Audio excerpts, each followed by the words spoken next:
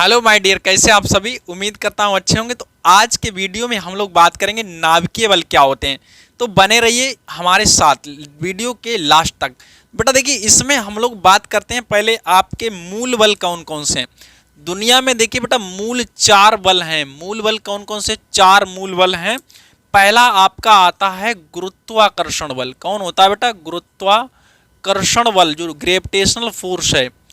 दूसरा बच्चों आपका है वैद्युत चुंबकीय बल। कौन है? वैद्युत चुंबकीय बल। वैद्युत चुंबकीय बल। अगला बेटा आता है प्रबल नाभिकीय बल। प्रबल नाभिकीय बल। इसके बाद आता है दुर्बल नाभिकीय बल। दुर्बल नाभिकीय बल। तो दुर्बल नाभिकीय बल कौन? अब समझिए, यहां पे हम बात करते हैं अभी बच्चों दुर्बल नाभिकीय बल।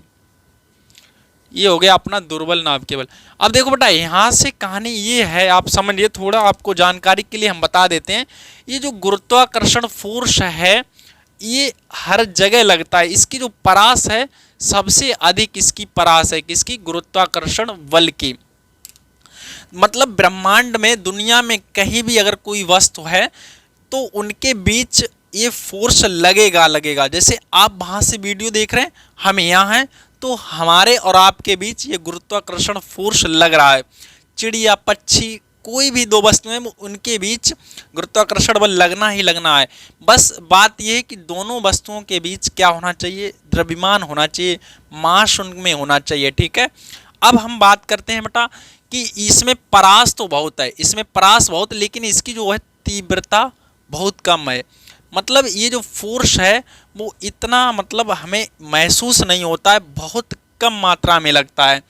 ठीक है। इसमें महसूस होता है जैसे पृथ्वी है, इसका द्रव्यमान बहुत अधिक है, तो यहाँ पे हम लोग पृथ्वी की गुरुत्वाकर्षण बल को महसूस कर पा रहे हैं, है ना। और बाकी जो छोटी छोटी चीज़ें, इसमें इतना महसूस नहीं हो पाता है। दूसरा बच्चों, यहाँ पे अब हम समझे, यहाँ पे ये है हमारा एक नाभिकीय बल। जस्ट इसका उल्टा है यहाँ पे। यहाँ उल्टा कैसा बच्चों? इसकी जो परास तो बहुत कम होती है। इसकी जो परास है वो क्या है? बहुत कम होती है। जो परास है वो बहुत कम होती है, बट इसकी जो तीव्रता होती है वो बहुत अधिक होती है। इसकी तीव्रता बहुत ज़्यादा होती है।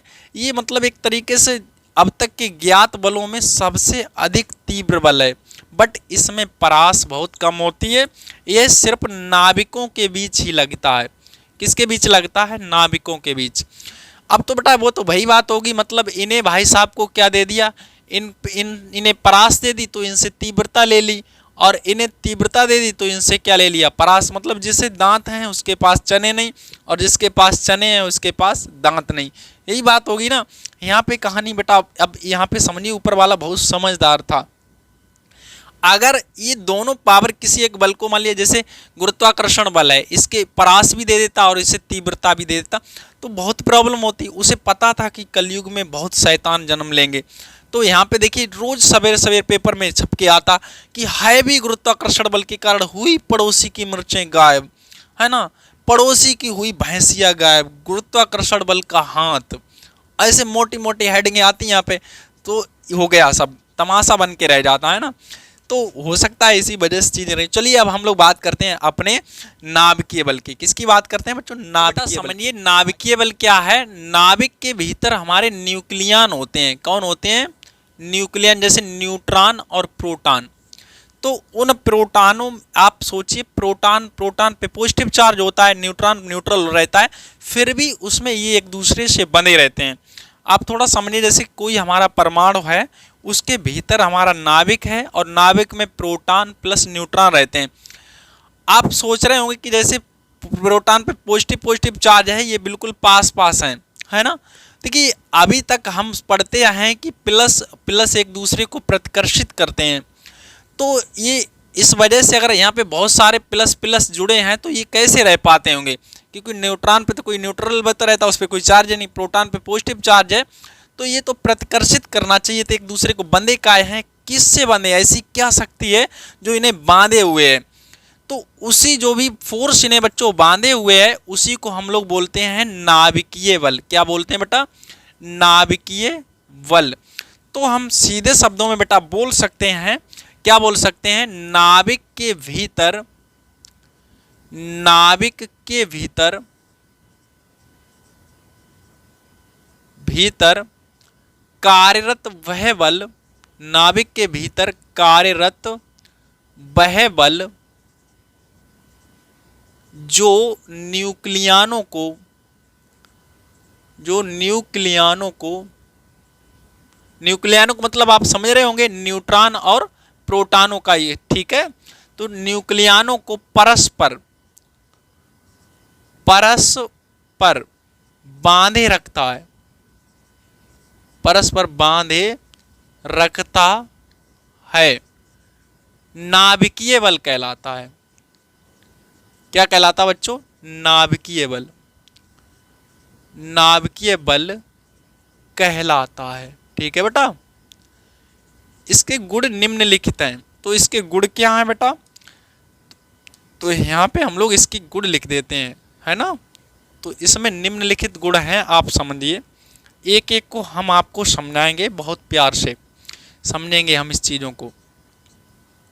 तो पहला बच्चों ये है कि यह आकर्षण बल है, तभी तो ये परस्पर आकर्षित करे हुए है ना, तो ये क्या है, आकर्षण बल है। यह है एक आकर्षण बल है, आकर्षण बल है, पहला पॉइंट इसका बच्चों ये गुण। दूसरा है, ये है अब तक, अब तक के ज्ञात बलों में, अब तक के ज्ञात बलों में, इस तरह से लिखते हैं, ज्ञात बलों में सबसे तीव्र बल है। कैसा बेटा, सबसे तीव्र बल है। तो ये आप समझ लीजिए बेटा, हम आपसे बोलते जा रहे हैं, आप लिख सकते हैं वहां से, ठीक है। तो जितने भी फोर्स हैं अभी तक ज्ञात हुए उनमें से ये सबसे तीव्र बल है, ठीक है। दूसरी बात बच्चों ये और है कि ये है कम परास वाला, कम परास वाला बल है, बल है। ये है केवल नाभिक के भीतर, नाभिक के भीतर 10⁻⁻15 मीटर, बेटा इस 10⁻⁻15 मीटर को एक फर्मी बोलते हैं, एक क्या बोल देते हैं, फर्मी, ठीक है। तो आप इसे याद रखिए, एक में ही कार्यरत है, में ही कार्यरत होता है, ठीक है बेटा, ये आप समझ लीजिए। तो मतलब ये बहुत, इतना भी आप बोल सकते हैं कि यह कम परास वाला बल है, तब भी आपका काम चल जाएगा, ठीक है। तो यह एक आकर्षक बल है, यह बच्चों अब तक ज्ञात बलों में सबसे तीव्र बल है। यह कैसा है, कम परास वाला बल है। और दूसरा बच्चों आता है, क्या आता है, यह है बल वस्तु के आवेश पर निर्भर नहीं करता है, वस्तु के आवेश पर निर्भर नहीं करता है, इसे हटा देते हैं। वस्तु के आवेश पर क्या नहीं करता बच्चों, निर्भर नहीं करता है, ठीक है। वस्तु के आवेश पर क्या नहीं करेगा, निर्भर नहीं करता है। अगर देखिए बेटा, ये अगर आवेश पे निर्भर करता तो जैसे हमारे बताया नाभिक के भीतर प्रोटॉन है, उन पे पॉजिटिव चार्ज है, तो वो उन्हें मतलब क्या प्रतिकर्षित भी कर देना चाहिए या फिर कम ज़्यादा लगना चाहिए था, लेकिन ऐसा नहीं है। जितना बेटा प्रोटॉन प्लस प्रोटॉन के बीच लगता है उतना ही प्रोटॉन न्यूट्रॉन के बीच लगता है, उतना ही न्यूट्रॉन न्यूट्रॉन के बीच लगता है। मतलब इसमें ऐसा नहीं है कि जो हमारा आवेश पे निर्भर करे, तो ये आवेश पर निर्भर नहीं करता, सीधी सी बात है। अगली बात बच्चों आती है कि यह जो बल है, अगली बात आती है, यह है जो बल है वैद्युत बल नहीं है, यह है वैद्युत बल नहीं है। यह क्या नहीं है बच्चों, वैद्युत बल नहीं है, ठीक है। अगर वैद्युत बल होता तो सीधी सी बात है जो हमारे पॉजिटिव चार्ज हैं इन्हें क्या करना चाहिए, प्रतिकर्षित करना चाहिए, लेकिन इसने ऐसा नहीं किया है। ठीक है, अगला आता है बच्चों, ये है गुरुत्वाकर्षण बल नहीं है, ये है गुरुत्वाकर्षण बल नहीं है, बल नहीं है। हाँ देखिए बच्चों, अगर गुरुत्वाकर्षण बल होता तो इतना प्रबल नहीं लगता, क्योंकि गुरुत्वाकर्षण बल का फार्मूला बेटा क्या होता है, F बराबर G m1 m2 upon r square, यही तो होता ना। अब देखिए बेटा m1 m2 ये बहुत छोटी सी वैल्यू होगी, नाभिक के भीतर मूल कण हमारे कौन जी हैं, प्रोटॉन, न्यूट्रॉन, इनकी द्रव्यमान बहुत कम है। जब इनके द्रव्यमान इतने कम है तो इतना अधिक प्रबल बल लग ही नहीं सकता, तो इसका मतलब ये गुरुत्वाकर्षण बल हो ही नहीं सकता है। तो ये बच्चों रहा आपका नाभिकीय बल, आपसे परीक्षा में पूछा जा सकता है, तो आप इस तरीके से उसे बता सकते हैं कि नाभिक के भीतर कार्यरत वह बल जो न्यूक्लियनों को परस्पर बांधे रखता है उसे क्या कहते हैं, नाभिकीय बल कहते हैं। और इसके ये बेटा आपके गुण हैं, हमने आपको बता दिए। आई होप आपको वीडियो पसंद आया तो लाइक करिए और दोस्तों में शेयर करिए। तो चलिए मिलते हैं हम लोग अगले वीडियो में, तब तक के लिए अपना ख्याल रखिए। जय हिंद।